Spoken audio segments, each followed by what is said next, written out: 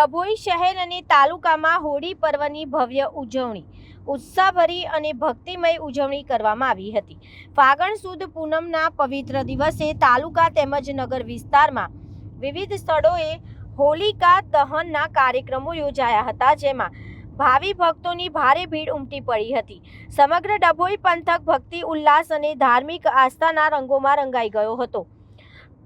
ડભોઈ નગરમાં મહુડી ભાગોળ, નવીન નગરી, હીરા ભાગોળ, નાંદોદી ભાગોળ, વડોદરી ભાગોળ, મહાલક્ષ્મી માતાના મંદિર પાસે યોજાયેલી અનોખી અને વિશિષ્ટ ઉજવણી સમગ્ર વિસ્તારના મુખ્ય આકર્ષણ બની હતી। અહીં દર વર્ષની જેમ આ વર્ષે પણ અલગ રીતે હોલિકા તૈયાર કરવામાં આવી હતી। આશરે 18 ફૂટ ઊંચી ફોમથી બનેલી વિશાળ હોલિકાનું નિર્માણ કરી તેની આસપાસ નેચરલ અને પૌરાણિક દ્રશ્યોનું સર્જન કરવામાં આવ્યું હતું, જેના કારણે સમગ્ર સ્થળ જાણે પ્રાચીન કાળના ધાર્મિક પ્રસંગને જીવંત બનાવતું હોય તેવો અદ્ભુત માહોલ સર્જાયો હતો। આ અનોખા આયોજનને નિહાળવા માટે ડભોઈ ઉપરાંત આસપાસના વિસ્તારમાંથી પણ મોટી સંખ્યામાં ભક્તજનો ઉમટી પડ્યા હતા। દર્શન અને પૂજન માટે લાંબી લાઈનો લાગી નગરના અગ્રણી નાગરિકો, સમાજના આગેવાનો તેમજ વિવિધ સંસ્થાઓના પ્રતિનિધિઓએ હાજરી આપી કાર્યક્રમને શોભા વધારી। સમગ્ર કાર્યક્રમ દરમિયાન વૈદિક મંત્રોચ્ચાર સાથે વિધિવત હોલિકા પૂજન કરવામાં આવ્યું, જેના કારણે વાતાવરણ અત્યંત ભક્તિમય બની ગયું હતું। પૂજન બાદ ઘેરૈયાઓ દ્વારા આદિવાસી નૃત્ય રજૂ કરવામાં આવ્યું, જે ભક્તોમાં આનંદ અને ઉત્સાહ ભરતું દ્રશ્ય બની રહ્યું।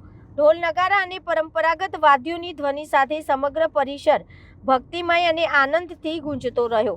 ડભોઈની સંસ્કારી નગરી તરીકે ઓળખવામાં આવે છે, જ્યાં દરેક તહેવાર ભાઈચારા, એકતા અને શ્રદ્ધાભાવ સાથે ઉજવવામાં આવે છે। હોળી પર્વની અનોખી અને ભવ્ય ઉજવણી ડભોઈ નગરની ધાર્મિક પરંપરા, સંસ્કૃતિ અને સામૂહિક એકતાને વધુ મજબૂત બનાવી, જે નગરવાસીઓ માટે ગૌરવનો વિષય બની રહ્યો છે।